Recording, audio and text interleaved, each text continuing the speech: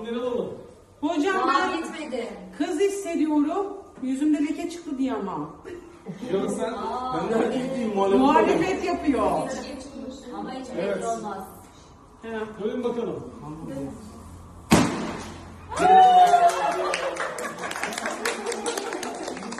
Geliyor. Kız geliyor.